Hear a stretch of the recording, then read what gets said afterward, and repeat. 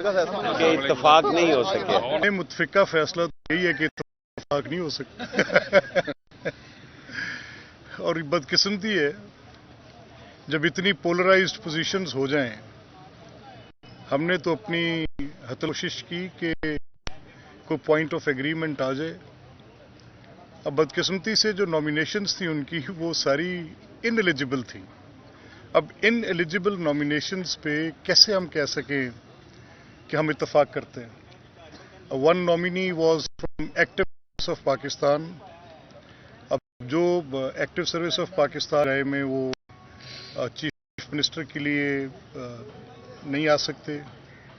اور پھر federal public service commission کے جو چیئرمین رہے ہیں کے پہ اوپر بھی ہے کہ وہ سروس آف پاکستان میں نہیں جا سکتے. اس کی تشریح اور ہے، بات اور ہو سکتی ہے، لیکن پھر بھی کویسچنیبل بات تھی کہ وہ نامینیشن بھی جو ہے اب after being federal public service commission chairman تو اس پر بھی تھوڑا ایک لیگل لا پوائنٹ اور سروس آف پاکستان کا لفظ لکھا ہے تو اس پر وہ جو اپنے آرگومنٹس تھے ان کے کہ جی یہ قمر الزمان صاحب کے کیس میں کیسے ہوا، پھر ایٹ پار رکھیں تو پھر اس بات میں وزن آ جاتا ہے کہ ان کا بھی نہیں ہونا چاہیے. But anyways leaving that aside, ہمارا یہ خیال ہے کہ معاملات جو ہیں وہ کسی طور پہ سیاسی سطح پر طے ہونے کی اپرچونٹیز ہوتی ہیں، لیکن بدقسمتی سے یہ نہیں ہو سکے. حسن صاحب جی سوال نہیں، آپ نے بولنا ہے. بہت شکریہ جی. بڑے افسوس کے ساتھ یہ کہنا پڑ رہا ہے کہ آج ہم ایک کیئر ٹیکر چیف منسٹر کے لیے بھی متفق نہیں ہو سکے اور کسی فیصلے پہ پہنچے بغیر ہمارا یہ سیشن ختم ہوا ہے. اور میں دیکھ رہا ہوں کہ جب ہاؤس چھوٹا ہوتا تھا تو لوگ بڑے ہوتے تھے، اور جیسے جیسے ہاؤس بڑا ہوتا جا رہا ہے لوگ چھوٹے ہوتے جا رہے ہیں. آج ہم فیصلہ کرنے کی پوزیشن میں نہیں ہیں. آج ہم کسی چیز پہ بھی اتفاق رائے نہیں کر پا رہے، اور اس کی وجہ یہ ہے کہ ایک ڈکٹیشن دے کر اپنے ممبران کو بھیجا جاتا ہے کہ آپ نے یہ چیز تو ماننی ہی نہیں، اور اس پر یہ دلیل دی جاتی ہے کہ چونکہ ہم ایماندار ہیں اور ہمارا حق ہے کہ آپ ہماری بات تسلیم کریں، اس لیے آپ نہیں کر رہے، ہمارا اتفاق نہیں ہو سکتا. بڑے افسوس ہے کہ آج ہم بغیر اتفاق کے جا رہے ہیں، اور یہ کوئی اچھی یادیں نہیں ہیں. ملک صاحب بسم اللہ الرحمن الرحیم. میں اتنا ہی عرض کروں گا کہ آپ کی طرف سے ہمیشہ محبت رہی اور اس اسمبلی نے بھی کام کیا، لیکن جس سٹینڈرڈ کا کام ہونا چاہیے تھا وہ نظر نہیں آیا کسی وجہ سے. اور آج جو کمیٹی بنائی گئی اور اس کمیٹی کو بھیجنے سے پہلے ہی ایک وزیر اعلیٰ، سابقہ وزیر اعلیٰ جو ہیں پرویز الہی صاحب، انہوں نے ایک سٹیٹمنٹ جاری کر دی کہ ہم تو سپریم کورٹ میں ہی جائیں گے. تو یہ تو عدم اعتماد ہے اس کمیٹی کے اوپر کہ انہوں نے اپنی ہی بنائی ہوئی اپنے ہی بندوں کی کمیٹی جو ہے اس کے اوپر عدم اعتماد دے دیا، اور اس کے ساتھ ساتھ نام وہ دیے جو ایلیجبل نہیں تھے. اگر ہم بحث کرتے تو اس پہ بحث کرتے کہ وہ ایلیجبل ہیں یا کہ نہیں، اور اگر وہ ایلیجبل ہوتے تو یقیناً ان کو کنسیڈر کیا جا سکتا تھا. بڑے اچھے لوگ ہیں، بڑے اچھے ریزنیبل لوگ ہیں، لیکن ہر عہدے کے لیے ایلیجبل ہونا بھی ایک ضروری تھا اور کانسٹیٹیوشنل ریکوائرمنٹ تھی. تو اس وجہ سے بحث کے باوجود کافی دونوں طرف سے بحث کی گئی، تو اس میں یہ کنسنسس بلڈ ہوئے کہ ہمارا آپس میں اتفاق نہیں ہو سکا. اور یقیناً اب یہ الیکشن کمیشن کے پاس جائے گا، جو کانسٹیٹیوشن کہتا ہے اس کے اکارڈنگلی اس کو ٹریٹ کیا جائے گا تاکہ سب لوگوں کو اس سے بہتر کوئی رزلٹ ملے. ملک صاحب انہوں نے آہا چیمہ پہ تنقید کی، اور انہوں نے کہا ان کے نیب میں کیسز چل رہے ہیں. یہی بات جہاں پر ابھی حکومتی ٹیم کے لوگ کہہ کے گئے کہ جو آپ کے گھر میں نام دیے گئے تھے اس میں سے ایک شخص نیب کو مطلوب رہے، ان پہ نیب کے مقدمات رہے، اور انہوں نے کہا ہم نے فوکس اس بات پہ کیا کہ نام تبدیل کر دیں. کیا یہ جو سلیکشن تھی کیونکہ نیب کا دوران ذکر آ گیا، کیا یہ ضروری تھا کہ بندہ اس ٹیم کا سامنے لایا جاتا؟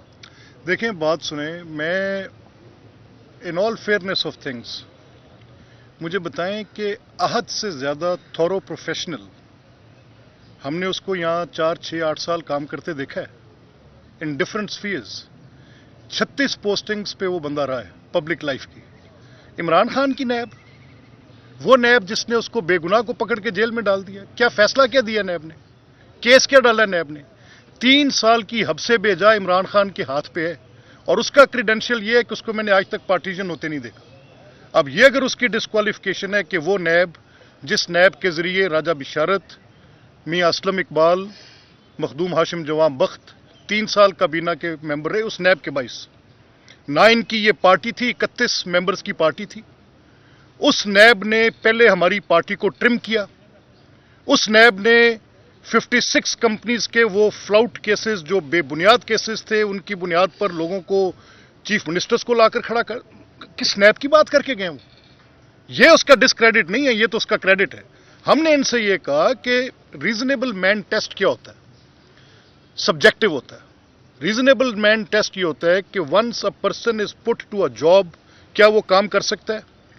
کیا احد چیمہ نے پاکستان کی پاور کو ریولوشنائز نہیں کیا؟ کیا احد چیمہ نے پاکستان میں میٹرو کو کھڑا کر کے دکھایا نہیں under the leadership of Shahbaz صاحب؟ کیا احد چیمہ کو یہ میٹرو کا یہ جو اورنج لائن کا ٹاسک ملا، جب وہ نہیں تھا تو کیا تھا اور جب وہ تھا تو کیا تھا؟ تو احد کی کمپٹنس، احد کو جب کوئی ہینڈ ٹاسک دیا جائے تو اس پر آپ نے دیکھنا ہے کہ once a person is tasked for a job تو وہ اس میں اپنا وہ